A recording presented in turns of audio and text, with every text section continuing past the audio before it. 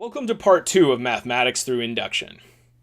Last time, we followed the victory of Chief Marduk as he quantified the other force, the Mosul, and quantified his own force and was able to see that he could win the battle, that he wouldn't have to retreat, to attack fiercely and with confidence because he knew his men outnumbered the enemy men, allowing him to win the day with minimal losses for his people. Now, remember, this is the only mathematical concept that the Babel have right now. They don't have numbers. They don't have counting. The world is still very fuzzy to them because they don't have those concepts. But they do have Marduk's idea of quantitative comparison. Whenever the shepherds, let their sheep out, as the sheep come out of the pen, they put one rock at a time as the sheep come by.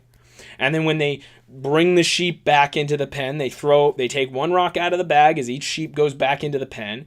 And if they see they have any rocks left over at the end, they say, "Hey, I gotta go look for that extra sheep. I have this many sheep." And they wouldn't have the word two. I have this many sheep to go look for. And they wait and they go out there until they've accounted for the other sheep rocks.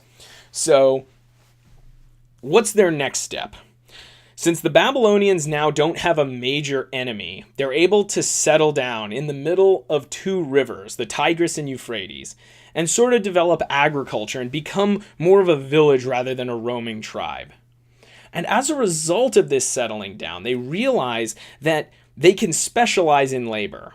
If one guy is really good at making spears, then he can simply, instead of making everything for himself, he can just make spears and trade those spears for the other things that he needs. So, for example, the Babylonians might say, "Oh, hey, Grull, your spears are awesome. I'll give you this many chickens for just one of your spears." I keep saying spheres. And he would say, "That sounds like a great deal," and he'd be able to trade it. And now what would happen is eventually, instead of having to point to an actual example of a quantity, say on fingers, they already know how to demonstrate quantities using items that have quantities equal to the quantity they're talking about. They would start to form words for the different quantity. This quantity is 1, 2, 3. Now, it wouldn't be in English, it would be in, Babylonian, but they would have words for particular numbers. And the way they would be able to quantify a particular group of items is through counting. And what is counting? It's when you remember last time Marduk was able to gain certainty that his group of men was of a greater quantity than the other group of men, because when he lined them up, his quantity exceeded the other one. When you count, what you're doing is you're lining up each spoken word with each item that you see.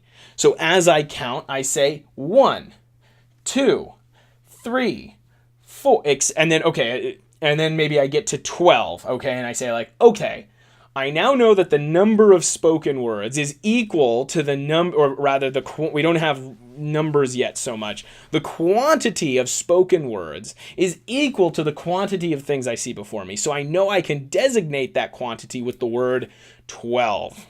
Okay? Now, they probably wouldn't use a word like 12 because 12 it's kind of a messed up word, but it means 10 and 2, right?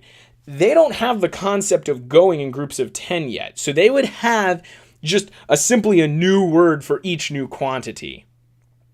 So as a result, this process of counting could probably go up to the word 20 only, because it's hard for you to memorize any more than maybe 20 things. Or generally speaking, people have trouble memorizing any more than that. I'm just thinking the ABCs is 26, so this would get you to maybe 25. But that's still really impressive. Before, we were unable to differentiate directly between even really 6 and 7 units. But now we can differentiate between any number from 1 up to maybe 20 or 25. That's an expansion of our ability to understand the world. And so that's the generalization of counting, using this same concept of going one at a time, of perceptually using observation, using very basic observation that you can be certain of, matching one word with one item, one at a time. And so that's how you can gain certainty about the process of counting. By the time you're done matching, you know that the last word you spoke identifies the quantity of the group you're dealing with. Okay, so now an assignment. To continue with this assignment, to continue with the assignment from last time, I want you to keep thinking about what it would be like to only have these two generalizations. What are some things that would be beyond you? People can already trade, but are they really able to keep track of the number of items they have in their stores? Not really, because they don't have a way of writing anything down. So I want you to continue. Don't take too long on this. Go to the next video. But I want you to keep thinking about this. What would it be like to have this few generalizations? I'll see you next video.